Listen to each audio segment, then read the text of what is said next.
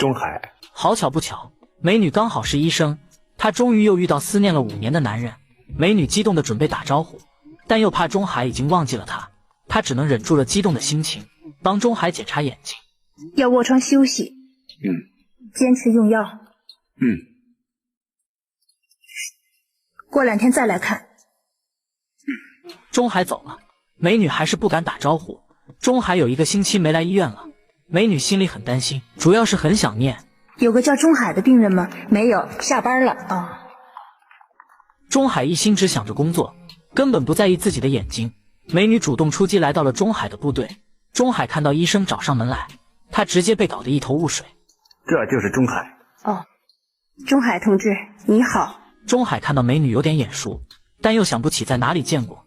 他呀，就是这种犟牛脾气，死不愿意看病。没关系，